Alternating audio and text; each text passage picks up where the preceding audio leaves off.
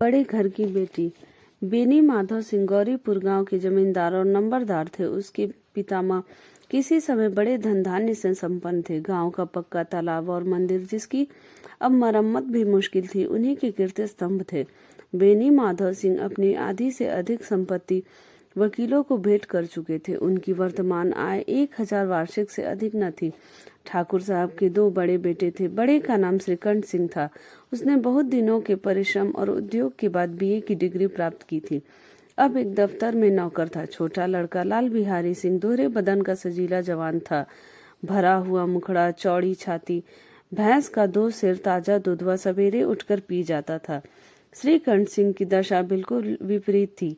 इन नेत्र प्रिय गुणों को बीए इन्हीं 2 अक्षरों पर न्यौछावर कर दिया था। इन 2 अक्षरों ने उनके शरीर को निर्मल और चेहरे को कांतिहीन बना दिया था। श्रीकंठ इस अंग्रेजी डिग्री के अधिपति होने पर भी पाश्चात्य सामाजिक प्रथाओं के विशेष प्रेमी न थे, बल्कि वे बहुधा बड़े जोर से उसकी निंदा और तिरस्कार किया करते थे। दशहरे के दिनों में वे बड़े उत्साह से रामलीला में सम्मिलित होते और स्वयं किसी न किसी पात्र का अभिनय करते थे। प्राचीन सभ्यता का गुणगान उनकी प्रकृति का प्रधान अंग था। सम्मिलित कुटुंब के तो वे एकमात्र उपासक थे। आजकल स्त्रियों को कुटुंब में मिलजुल कर रहने की जो अरुचि होती है, उसे वह जाति और देश दोनों के लिए हानिकारक समझते थे। यही कारण है कि गांव की ललनाएं अर्थात औरतें उनकी निंदक थीं। कोई तो उन्हें अपना शत्रु समझने में भी संकोच न करती थी। स्वयं उनकी पत्नी को इस विषय में उनसे विरोध था। यह इसलिए नहीं कि उसे अपने सास ससुर, देवर या जेठ आदि से घृणा थी, बल्कि उसका विचार था कि यदि बहुत कुछ सहने पर भी परिवार के साथ निर्वाह न हो सके तो आए दिन की कला से जीवन को नष्ट करने की अपेक्षा अच्छा है कि अपनी खिचड़ी अलग पकाई जाए। आनंदी एक बड़ी उच्च कुल की लड़की थी। उसके बाप एक छोटी सी रियासत के तालुकेदार थे। विशाल भवन, 1 हाथी, 3 कुत्ते, झाड़ फानूस, आनरेरी, मजिस्ट्रेटी और ऋण, जो एक प्रतिष्ठित तालुकेदार के योग्य पदार्थ हैं, सभी यहाँ विद्यमान थे। नाम था भूप सिंह। बड़े उदारचित्त और प्रतिभाशाली पुरुष थे, पर दुर्भाग्य से लड़का एक भी न था। आनंदी चौथी लड़की थी। वह अपनी सब बहनों से अधिक रूपवती और गुणवती थी।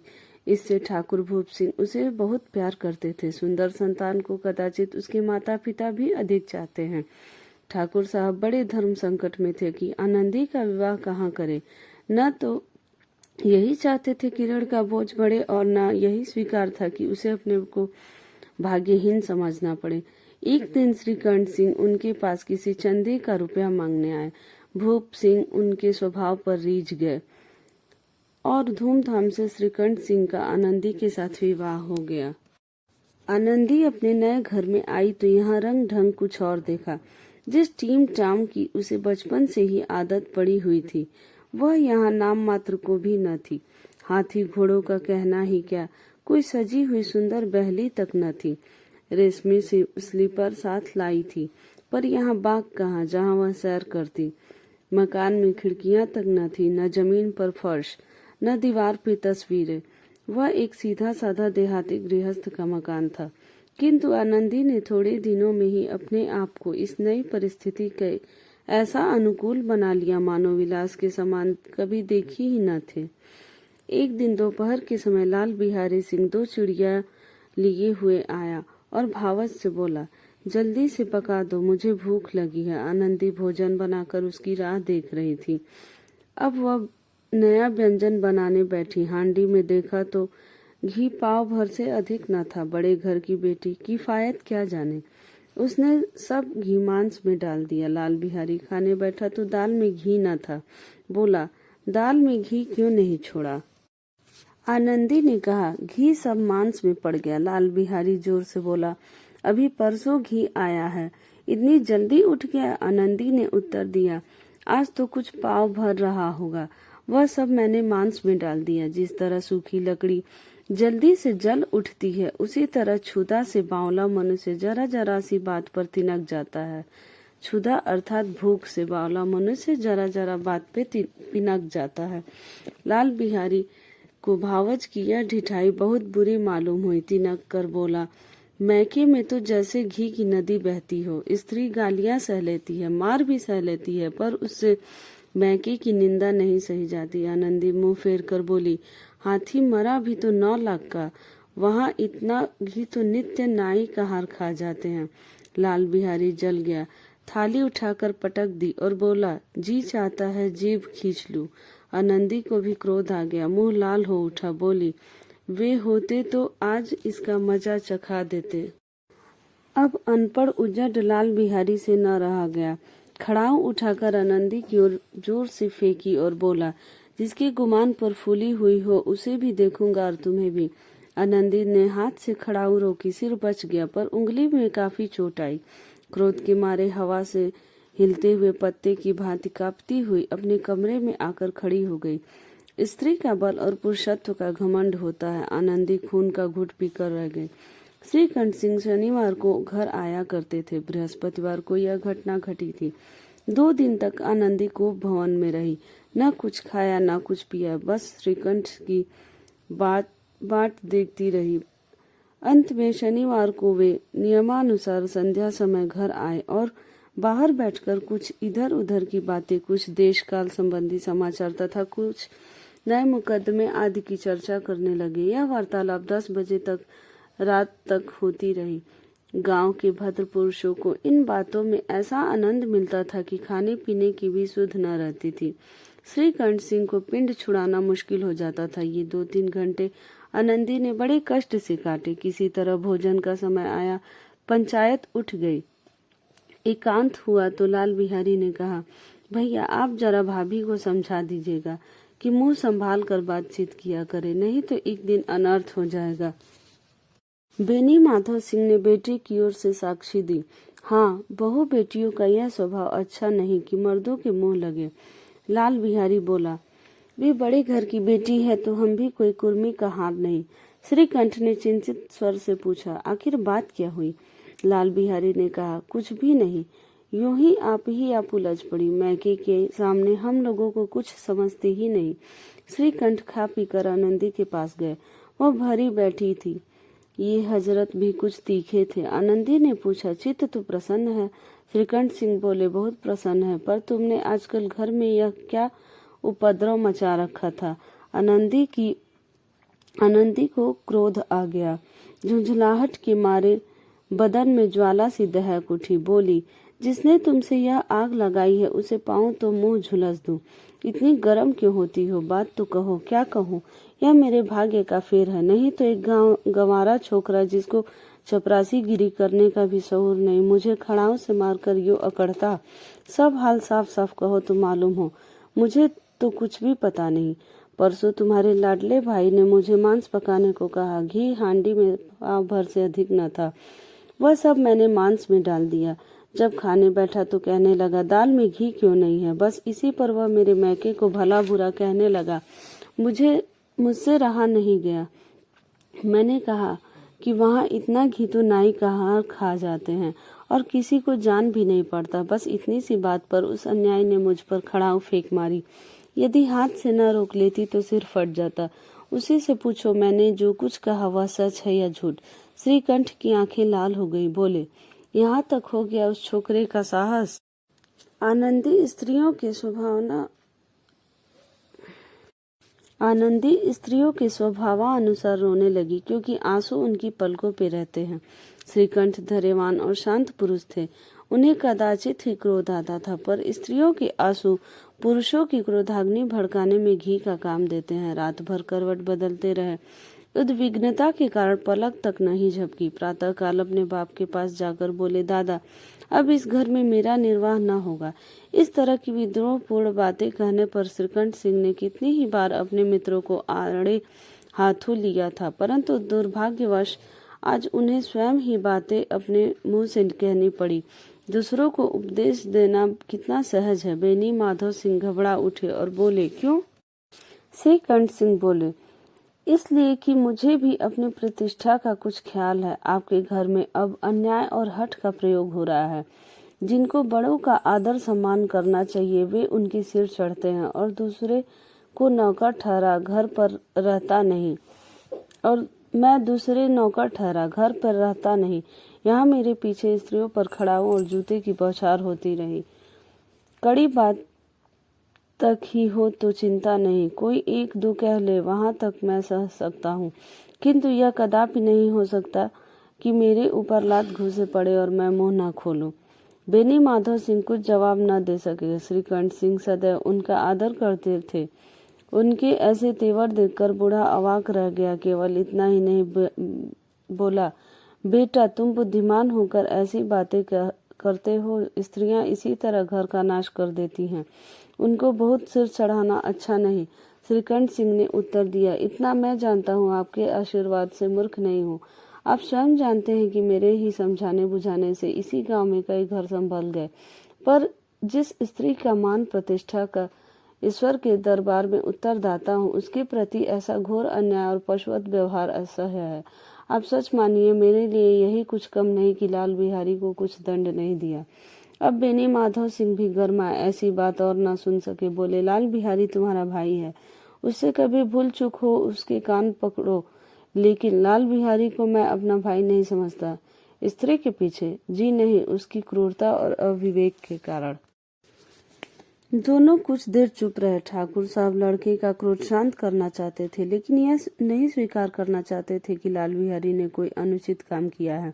इसी बीच में गांव के कई और सज्जन हुक्के चिल्लम के बहाने वहां आ बैठे। कई स्त्रियों ने जब यह सुना कि श्रीकंठ सिंह पत्नी के पीछे पिता से लड़ने पर तैयार हो गए तो उन्हें बड़ा हर्ष हुआ। दोनों पक्षों की मधुर वाणियां सुनने के लिए उनकी आत्माएं अकुलाने लगी। गांव में कुछ ऐसे कुटिल मनुष्य भी थे जो इस कुल की नीतिपूर्ण गति पर मन ही मन जलते थे। इन महानुभावों की शुभकामनाएं आज पूरी होती दिखाई दी। कोई हुक्का पीने और कोई लगान की रसीद दिखाने के बहाने आकर बैठ गया। बेनी माधव सिंह पुराने आदमी थे, इन भाव को ताड़ गए। उन्होंने निश्चय किया, चाहे कुछ भी क्यों न हो, इन द्वेषियों को ताली बजाने का अवसर न दूंगा। तुरंत कोमल शब्दों में बोले, बेटा मैं तुमसे बाहर नहीं हूँ, तुम्हारा जो जी चाहे करो। अब तो लड़के से अपराध हो गया। इलाहाबाद का अनुभव रहित झल्लाया हुआ ग्रेजुएट इस बात को न समझ सका। उसे डिबेटिंग क्लब में अपनी बात पर अड़ने की आदत थी। इन हथकंडों की उसे क्या खबर। बाप ने जिस मतलब से बात पलटी थी वह उसकी समझ में न आई। बोला, मैं लाल बिहारी के साथ अब इस घर में नहीं रह सकता। बेनी माधव सिंह ने पुचकारा, बेटा बुद्धिमान लोग मूर्खों की बात पर ध्यान नहीं देते, वह बेसमझ लड़का है, उससे जो कुछ भूल हुई तुम बड़े होकर क्षमा करो। श्रीकंठ सिंह का आवेश आ गया। बोले, उसकी इस दुष्टता को मैं कदापि नहीं सह सकता। या तो वही घर में रहेगा या मैं। आपको यदि वह अधिक प्यारा है तो मुझे विदा कीजिए, मैं अपना भार संभाल लूंगा। यदि मुझे रखना चाहते हैं तो उसे कहिए, चाहे जहाँ चला जाए, बस यह मेरा अंतिम निश्चय है। लाल बिहारी दरवाजे की चौखट पर चुपचाप खड़ा बड़े भाई की बातें सुन रहा था। वह श्रीकंठ सिंह के सामने चरपाई पर बैठ जाए, हुक्का पी ले या पान खा ले, बाप का भी वह लिहाज न करता था जितना बड़े भाई का। श्रीकंठ का भी उस पर हार्दिक स्नेह था। अपने होश में उन्होंने उसे कभी घुड़का तक न था। जब वह इलाहाबाद से आते तो उसके लिए कोई न कोई वस्तु अवश्य लाते। मुकद्दर की जोड़ी उन्होंने ही बनवा दी थी। पिछले साल जब उसने अपने ड्योढ़े जवान को नागपंचमी के दिन दंगल में पछाड़ दिया तो उन्होंने पुलकित होकर अखाड़े में ही जाकर उसे गले से लगा लिया और 5 रुपए के पैसे लुटाए थे। ऐसे भाई के मुंह से आज ऐसे हृदय विदारक बात सुनकर लाल बिहारी को बड़ी ग्लानि हुई। वह फूट फूट कर रोने लगा। इसमें संदेह नहीं था कि अपने किए पर वह पछता रहा था। भाई के आने पर एक दिन पहले से उसकी छाती धड़कती थी कि देखो भैया क्या कहते हैं, मैं उनके सम्मुख कैसे जाऊंगा, उनसे कैसे बोलूंगा, मेरी आंखें उनके सामने कैसे उठेंगी। उसने समझा था कि भैया मुझे बुलाकर समझा देंगे। इस आशा के विपरीत आज उसने उन्हें कठोरता की मूर्ति बने हुए पाया। वह मूर्ख था, परंतु उसका मन कहता था कि भैया मेरे साथ अन्याय कर रहे हैं। यदि श्रीकंठ सिंह उसे अकेले में बुलाकर 2-4 कड़ी बात कह देते, इतना ही नहीं 2-4 तमाचे भी लगा देते तो कदाचित उसे इतना दुख न होता। पर भाई का यह कहना कि अब मैं उसकी सूरत नहीं देखना चाहता लाल बिहारी से सहा नहीं गया। वह रोता हुआ घर आया, कोठरी में जाकर कपड़े पहने, आंखें पोंछी, जिससे कोई यह न समझ सके कि वह रो रहा था। इसके उपरांत वह आनंदी के द्वार पर आकर बोला, भाभी भैया ने निश्चय किया है कि मेरे साथ इस घर में न रहेंगे। अब वे मेरा मुंह भी नहीं देखना चाहते, इसलिए मैं जाता हूँ। उन्हें फिर मुंह न दिखाऊंगा। मुझसे जो कुछ अपराध हुआ उसे क्षमा करना। यह कहते कहते लाल बिहारी का गला भर आया। जिस समय लाल बिहारी सिर झुकाए आनंदी के द्वार पर खड़ा था, उसी समय श्रीकंठ सिंह की भी आंखें लाल किए बाहर से आए। भाई ने देखा तो घृणा से आंखें फेर ली और कतरा कर निकल गए, मानो उसकी परछाई से दूर भागना चाहते हैं। आनंदी ने लाल बिहारी की शिकायत की थी, लेकिन जब अब मन में पछता रही थी। वह स्वभाव से ही दयालु थी, उसे इसका तनिक भी ध्यान न था कि बात इतनी बढ़ जाएगी। वह मन में अपने पति पर झुंझला रही थी कि ये इतने गर्म क्यों होते हैं। जब उसने लाल बिहारी को दरवाजे पर खड़े यह कहते हुए सुना कि अब मैं जाता हूँ, मुझसे जो कुछ हुआ क्षमा करना, और उसका रहा सहा क्रोध भी पानी हो गया। वह रोने लगी। मन का मैल धोने के लिए नयन जल से उपयुक्त कोई और वस्तु नहीं है। श्रीकंठ को देखकर आनंदी ने कहा, लाल बाहर खड़े बहुत रो रहे हैं, तो मैं क्या करूं? भीतर बुला लो। मेरी जीभ में आग लगे, मैंने कहाँ से झगड़ा उठाया? मैं नहीं बुलाऊंगा, पछताओगे। उन्हें बहुत ग्लानि हो गई है। ऐसा न हो कि वह चल दे। श्रीकंठ सिंह नहीं उठे।